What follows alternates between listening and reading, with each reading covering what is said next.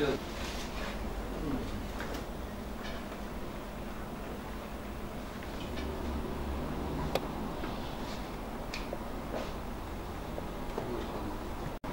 Bizleri ziyarete gelen Yusufi aileleri bizden destek talep ediyorlar.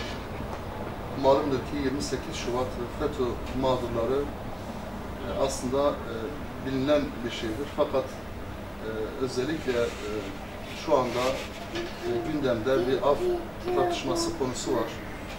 Bununla ilgili aileler de ziyaret yapıyorlar. Bu münasebetle bizleri ziyarete gelmişler. Tabii bununla ilgili elbette ki adil bir şekilde bu meseleyi değerlendirmek gerekiyor. Şu anda gündemdeki af tartışmasıyla ilgili af kapsamına alınan kişilere baktığımızda genelde bununla ilgili hırsızlık, organize suçlar, uyuşturucu gibi suçlar kapsam alanına alınmak isteniyor. Tasarı önerge o şekilde verilmiş ve bunun doğru olmadığını düşünüyoruz. Bunun adil olmadığını düşünüyoruz. Şimdi insanların birbirlerine karşı işledikleri suçlarda mağdur veya müşteki kişilerin affetme yetkisi olmalı. Devletin burada affetme yetkisi aslında yoktur. Devlet kendisine karşı işlenmiş suçlarda affetme yetkisi vardır. Ki burada FETÖ bilinen bir yapıydı. 15 Temmuz'da malumdur ki bir darbe girişiminde bulundu.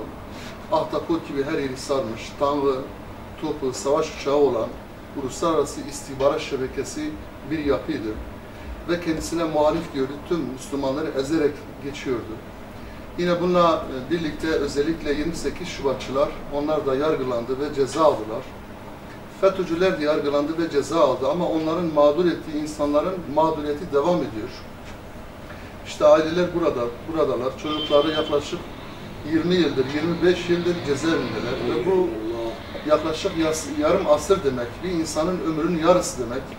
Gerçekten insanın vicdanını yaralıyor. Çok acı sonuçları oluyor, can yakıcı sonuçları oluyor. Eğer bir af söz konusu olacaksa ki bu insanlar af istemiyor. Bu insanlar sadece adil bir yargılanma talep ediyorlar. Yani çocukların suçlu olmadığını iddia ediyorlar ki deliller de zaten düzmece, sahte deliller, düzmece ifadeler, kumpaslar, bunlarla cezaevine atılmış. FETÖ geçmişte buna benzer birçok iş ve işlem yapmıştı. Bu herkese malumdur. Dolayısıyla bu af gündeme gelmişken mutlaka ama mutlaka 28 Şubat ve FETÖ mağdurlarının da bu kapsam içerisine alınması lazım, değerlendirilmesi lazım. Ve bu insanlara hani af olmasa bile affedilmesi gereken asıl bu insanlardır. Af olmasa bile bu insanları tekrar yeniden yargılanma kapısı açılması lazım. Adil olan budur.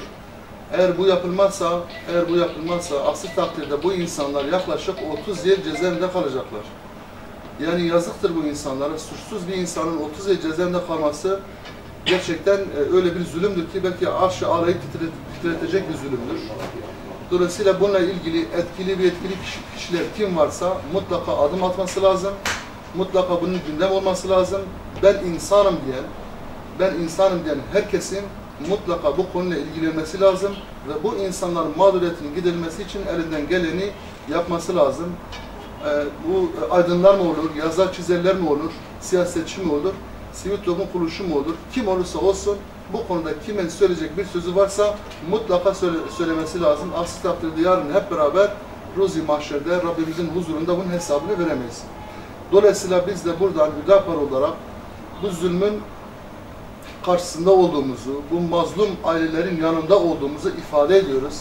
Ki her fırsatta bunu dile getiriyoruz. Biz mazlumdan yanayız, zulme karşıyız. Ve bu insanlara zulmedilmiş, bunların mutlaka değerlendirilmesi lazım ve bu af kapsamında 28 Şubat ve FETÖ mağdurlarının da bu şekilde değerlendirilmesi gerekiyor. Bizler ailenin yanındayız ve bu konuda elimizden ne gelirse bunu yapmaya hazırız ve inşallah da yapacağız.